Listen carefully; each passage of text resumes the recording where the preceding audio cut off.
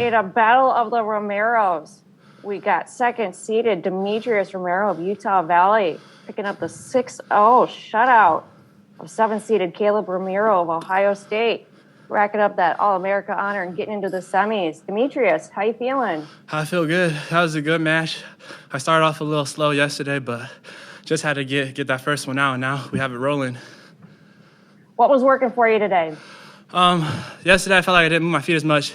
Today I moved a lot, and I felt like I controlled the pace on our feet, and I took dominant shots, and then on top our coach was like, in these rounds you got to ride. So I got an early takedown, and I rode hard, and that made the difference. Took a lot out of my opponent. I feel like I've been riding good this whole tournament. It was a fun match to watch. I'm going to open it up for questions, and we got one for you. Kyle Klingman from Track Wrestling, go ahead. You talk about controlling the pace. How did you do that?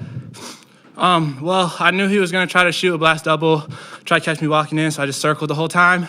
And anytime I went on a shot, I went when I knew I could get to the legs. And I got in right away, and then he kind of was hesitant backing up, so I just kept my hands in his face, circling, so he couldn't take any shots that he wanted. And then on top, I just made it count. I knew if I could ride him hard and get my minute of ride time, I could gas him out. And so then after that, I felt like I dominated the rest of the match where he had to take shots, and I could just work my counter offense and score. Gary Abbott, USA Wrestling, has a question.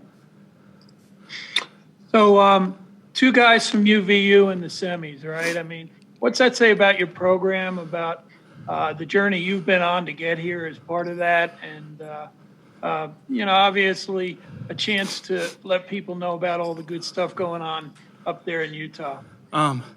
It shows that we have a great coaching staff. That's one thing I've been very grateful for, is our coaches know how to get it done. And if you just listen to them, they'll take you where you need to be.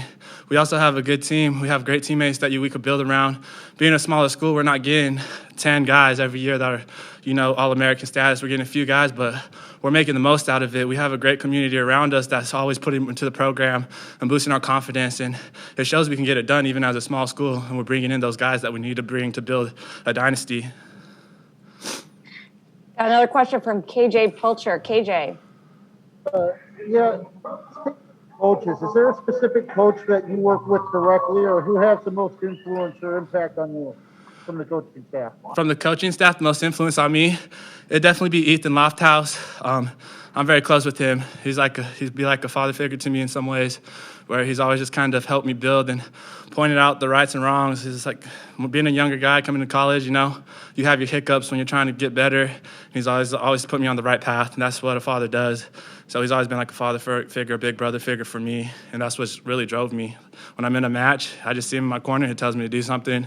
It gets me fired up, and it makes me wrestle harder. Gary, do you have a follow-up? No, I'm good. Okay. All right, Demetrius, thanks so much for making time to pop back into the media room. We really do appreciate it. Congrats on your win, and we look forward to watching you wrestle tonight. Thank you.